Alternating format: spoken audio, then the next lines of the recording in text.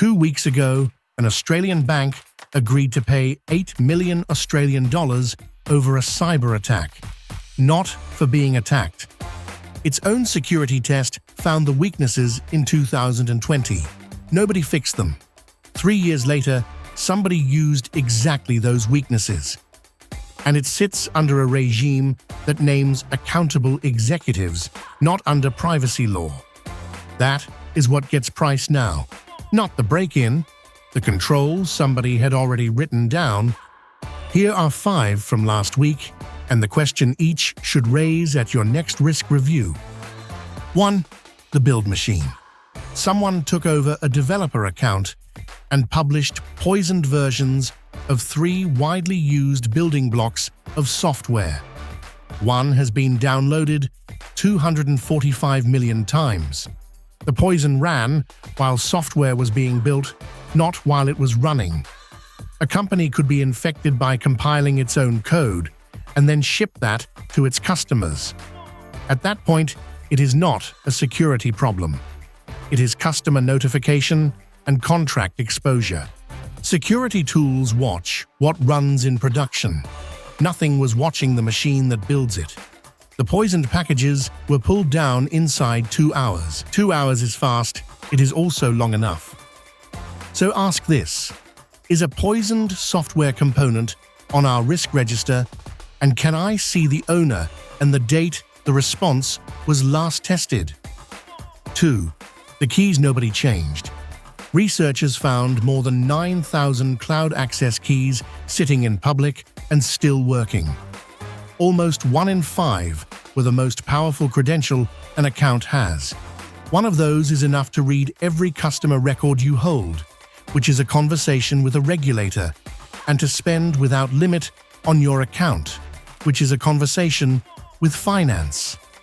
The typical key was about 5 years old. Fewer than 1 in 7 had ever been changed. 2 decisions, neither of them technical. Nobody put an expiry date on credentials, and almost nobody set a spending alarm. The alarm is the cheaper of the 2. It is also the one nobody owns. So ask this: if one administrator credential leaked tomorrow, what is our estimated regulatory and financial exposure, and who accepted that risk in writing? 3. Nothing to patch. A flaw in Microsoft's identity service scored 10 out of 10. It was under attack. Microsoft fixed it on their side and told customers there was nothing to do. That is not the reassuring part. That is the story. The service that decides who your staff are runs on systems you cannot inspect, and you heard about it afterwards. If your board asks what happened, you would have to ask your supplier. Not a patch. There was none. What was missing is a supplier assessment that treats your identity provider as something that can fail, and a named person to write the note. Nothing to do is not the same as nothing happened. So ask this: does our supplier risk assessment cover our identity provider being breached? And who owns the notification to the board and the regulator? 4. The prompt replaced the specialist. 5 American agencies issued a joint warning. Attackers used AI to write the code needed to reach industrial controllers, the small computers that open valves and run production lines. The targets were water treatment, power, chemicals, and food, found by searching the public internet.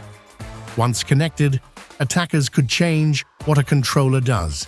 That is not a data breach. It is a stoppage, a safety event, and a sector regulator. Reaching these systems used to require a specialist. That scarcity was doing the work of a control, and nobody chose it. The devices had been findable for years.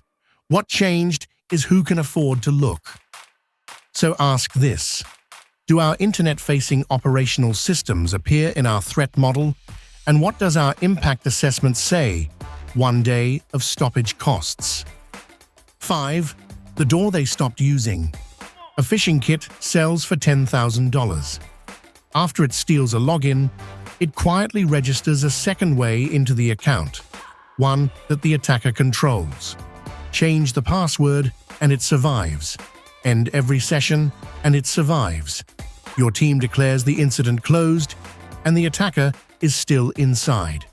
Every extra week raises what you have to disclose, and you have already told the board it was handled. The playbook: reset the password, end the sessions, close the ticket. That was written for a world where a stolen password was the whole problem. They are selling the thing your response procedure was supposed to stop. So ask this: when we declare an account compromise closed, what evidence proves the attacker is out, and when was that playbook last validated? 5 stories, 5 controls that nobody had priced. Nothing watching the machine that builds our software. No expiry date on our cloud keys. No answer ready when a supplier fixes a serious flaw quietly. Controllers that move real things, sitting on the public internet. And no alarm when a new way in gets added to an account. The regulator in that bank case did not price the break-in. It priced a control that somebody had already written down and nobody had fixed. The 5 questions are on screen. Send them to whoever owns security for you.